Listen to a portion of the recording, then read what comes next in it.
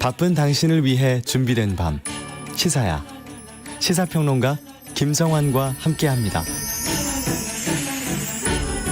연일 코로나19 신규 확진자가 1000명대를 기록하면서 백신 도입 시기에 대한 관심이 그 어느 때보다 높아지고 있습니다.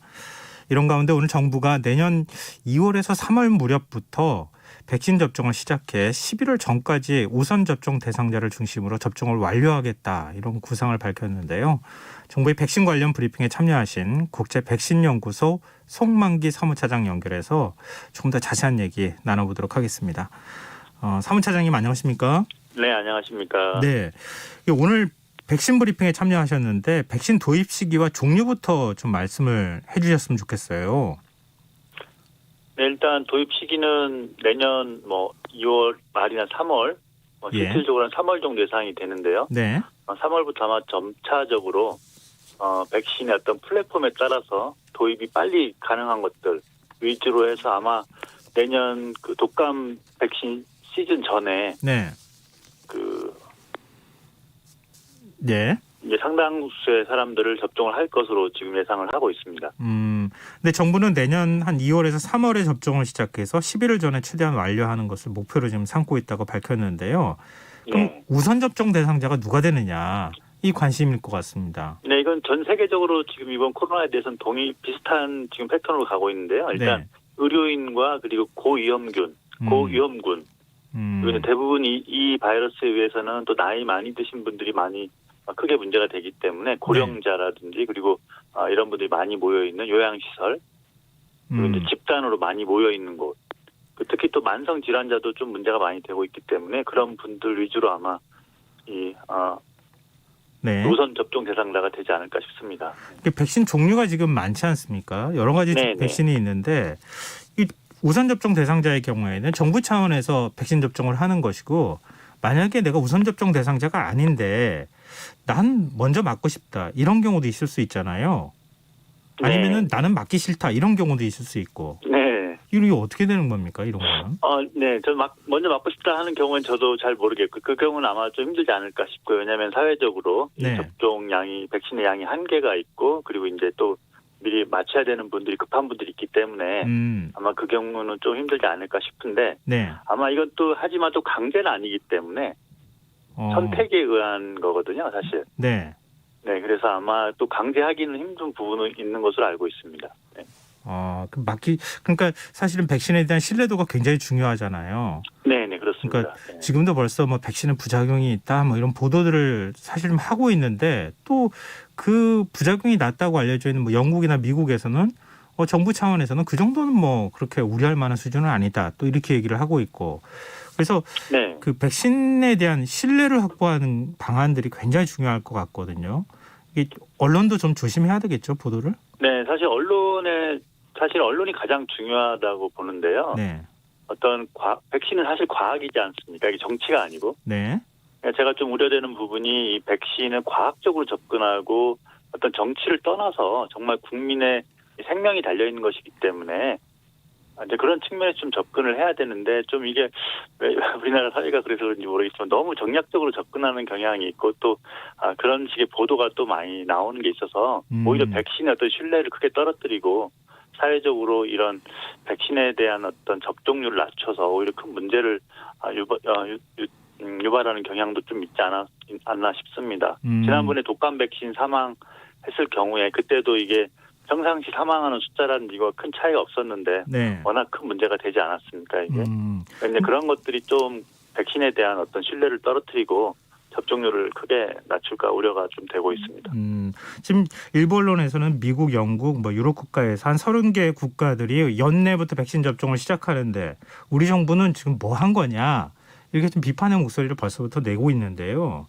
이런 국내 도입이 좀 늦어지고 있다는 부분, 정부가 그동안에 좀 준비를 철저하게 잘 못해서입니까? 아니면은 현재 이 스케줄은 어쩔 수 없이 이렇게 될 수밖에 없었던 겁니까?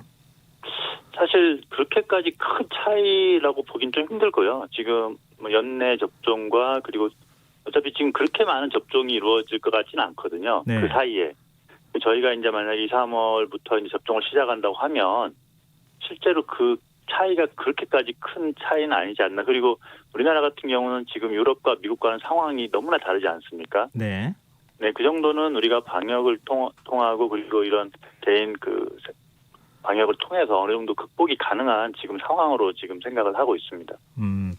백신 확보 물량에 대해서도 우려하는 목소리가 있는데요. 유럽연합은 네. 인구 대비 199%, 거의 한 2배 정도. 네. 캐나다는 527%, 영국은 290%를 비축을 했다. 근데 우리는 지금 100%도 아니지 않느냐. 이런 지적에 대해서는 어떻게 보십니까? 네, 일단 비축된 상황을 보면 그 사회가 지금 이 코로나에 얼마만큼 심각한가도 사실 상당히 연관관계가 있고요. 네. 그리고 또 하나가 이제 제가 중요하게 생각하는 것이 사회가 그러면 그러한 것들을 받아들이게 되어 있느냐. 어떻게 보면 정책적으로 그게 지원이 돼야 되고 사실 공무원들이나 전문가들이 모여서 얘기할 때 우리도 그렇게 했으면 좋겠다는 얘기들이 사실 상당히 많이 나왔었거든요. 네. 하지만 과거의 어떤 사례나 이런 걸 봤을 때 어떤 이러한 것들이 폐기되고 이렇게 했을 때 그 공무원에게 책임을 묻는다거나 신종플루제 사실 그런 사례가 있지 않았습니까? 네. 근데 그러한 것들이 사회적인 어떤 동의나 합의가 아직 우리나라가 충분치 않은 상황이기 때문에 그런 결정을 하고 싶어도 못한 거였지 사실 어떻게 보면. 그러니까 어떻게 보면 그런 것들은 누군가를 탓하기보다는 네.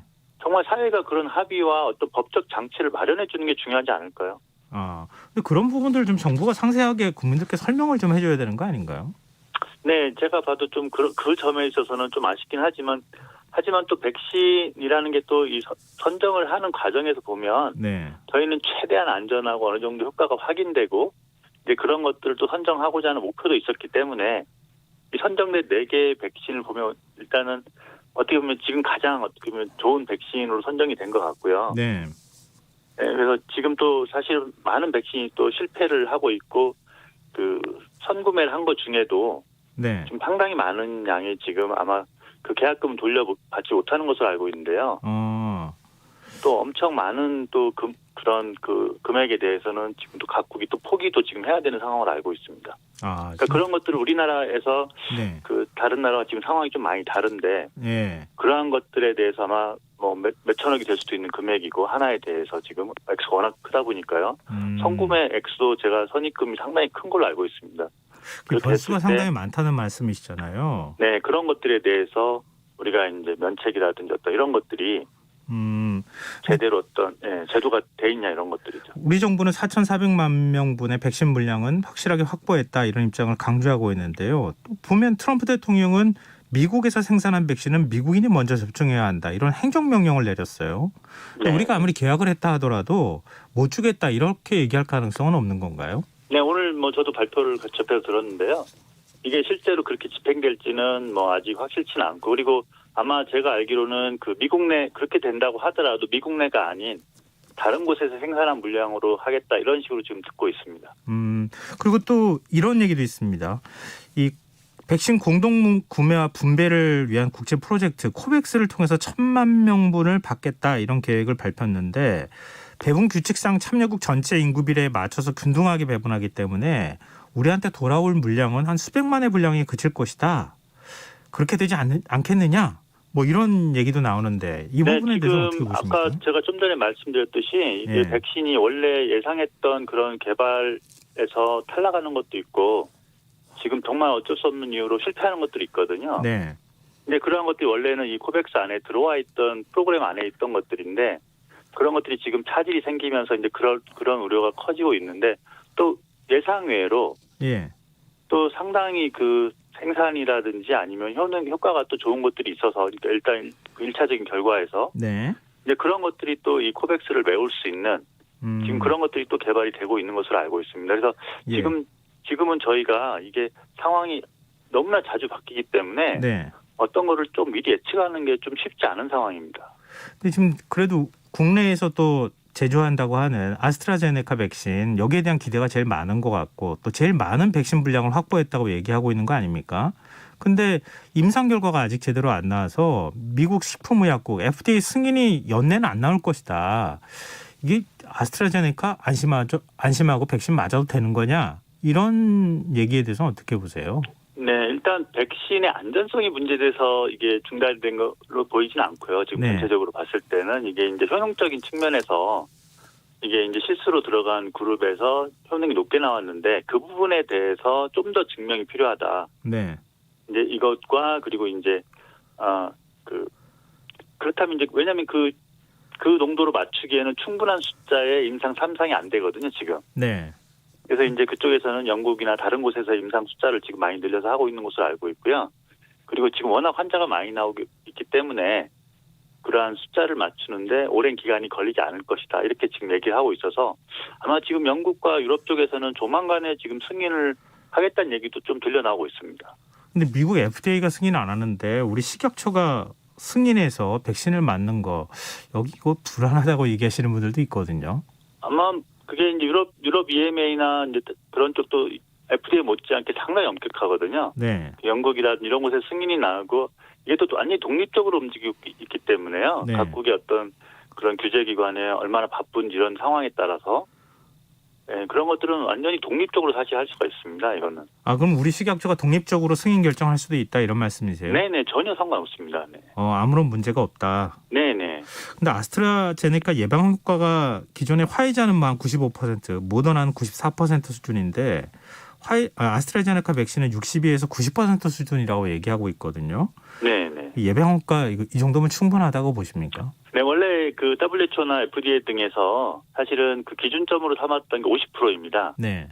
네, 일단 그것보다는 훨씬 높은 수준이고요. 예. 그리고 저는 걱정했던 게 향후에 나올 백신들도 사실은 이거보다 좀 더 못하거나 이런 백신들도 꽤 많이 만들어질 것 같은데 사실 이 지금 메신저 RNA 백신으로 전 세계 많은 인구를 커버하기에는 상당히 부족한 상황입니다. 네.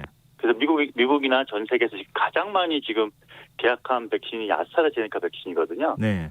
지금 현재 약 25억 도스에서 30억 도스 정도를 지금 이제 계약을 한 상태인데 아마 이 백신에 문제가 생기면 전 세계적으로 이 코로나 문제를 해결하는데 큰 지장이 있지 않을까 싶습니다. 근데 만약에요 코로나19 백신 맞았는데 부작용이 나왔다.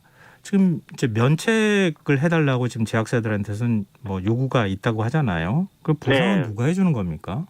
지금 사실 그 부분이 어떻게 보면은 상당히 좀 예전과는 기존의 어떤 그 관행적으로 배우던 건 상당히 많은 다른 부분이 있는 것으로 알고 있는데요. 지금은 아마 정부 쪽에 제조사에서 우리 책임 못 지겠다 이제 거의 이제 그런 식으로 이제 하는 상황인 것 같은데 아주 이해가 안 되는 부분은 아닙니다. 왜냐하면 이게 이제 보통 백신 개발 과정에서는 상당히 오랜 기간 팔로우업을 하면서 안전성까지 다 확인을 하는 거거든요. 네.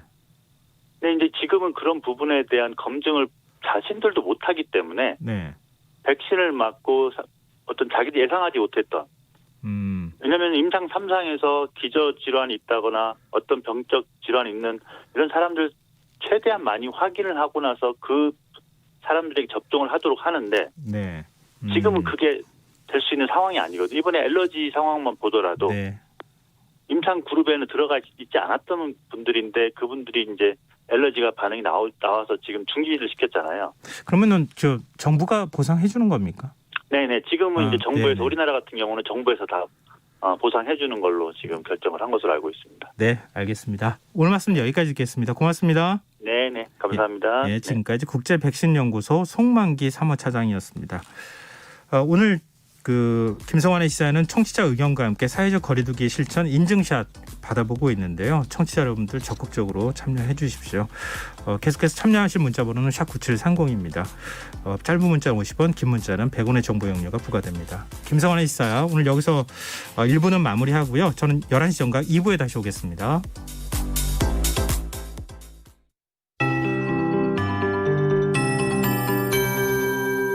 KBS 58분 날씨. 주말 동안 한파는 계속되겠습니다. 내일 전국이 대체로 맑겠으나 충남과 전라도, 제주도는 가끔 구름 많겠습니다. 내일 밤부터 모레 아침 사이 전북 서해안과 제주도 산지에는 눈이 오겠고 모레 오전에 산발적으로 눈이 날린 후 그치겠습니다. 또한 내일 밤부터 모레 오전 사이 충남 서해안과 전남 서해안에는 눈이 날리겠습니다. 내일 서울의 아침 최저기온은 오늘보다 7.8도 낮은 영하 10도로 예상되고 임실 영하 9도 등 전국의 아침 최저기온 영하 18도에서 영하 2도의 분포를 보이겠습니다. 내일 낮 최고 기온은 서울이 오늘보다 3.8도 높은 영하 2도로 예상되고